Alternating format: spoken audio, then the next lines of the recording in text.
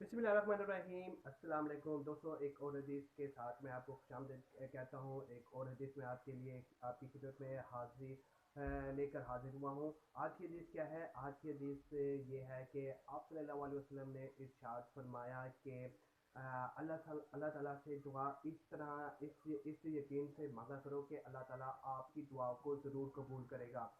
याद रहे कि अल्लाह ताला जो है गफलत से भरे दिल के जो है गफलत से भरे दिल से दुआ जो मांगता है, अल्लाह ताला उसको जो है उसकी दुआ को कबूल नहीं फरमाता। तो दोस्तों, आज की इस हदीस का मतलब यह है कि जब भी अल्लाह ताला से दुआ मांगो तो पुख्ता यकीन रखो कि अल्लाह ताला ये भी दुआ को ज़रूर कबूल करेगा। और सच्चे दिल से दुआ मांगा करो कि अल्लाह ताला आपकी दुआ को ज़रूर कबूल करेगा इंशाअल्लाह ताला। तो ये पुख्ता अगर यकीन हुआ और सच्चे दिल से आपने ये कोई भी दुआ मांगी तो अल्लाह ताला आपकी दुआ को ज़रूर कबूल करेगा। दूसरी जानिब अगर आपका दिल गफलत से भरा हुआ है कि आप दुआ मांगते हुए ये सोचते हो कि यार मैं दुआ मांग रहा हूँ, क्या पता अल्लाह मेरी दुआ कबूल करेगा या नहीं करेगा। और नेगेटिव थिंकिंग आती है इंसान के दिल में कि दुआ मांगने का कोई फ़ायदा नहीं, अल्लाह ताला ने पहले मेरे कौन सी दुआ कबूल किया है जो अब मेरी दुआ कबूल करेगा। तो ये होते हैं गफलत से भरे दिल से दुआ।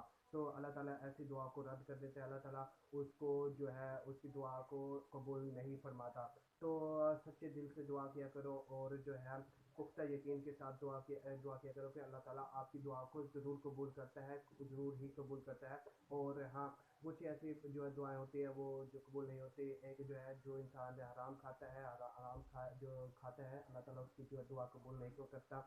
और कुछ दुआएं ऐसी होती हैं जो इंसान की भलाई के लिए जो है अल्लाह ताला जो है जो उसके नुकसान के लिए होती हैं वो दुआ कबूल नहीं करता, उसके जो कि उसके जो फ़ायदे में नहीं होती। तो ऐसी दुआ जो कुछ दुआएं ऐसी भी होती है जो अल्लाह ताला कबूल नहीं करता।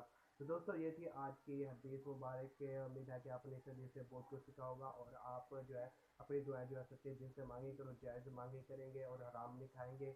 और जो है पुख्ता यकीन से मांगेंगे दुआ कि अल्लाह ताला आपकी दुआ को ज़रूर कबूल करेगा। तो दोस्तों, मिलते हैं एक और हदीस के साथ।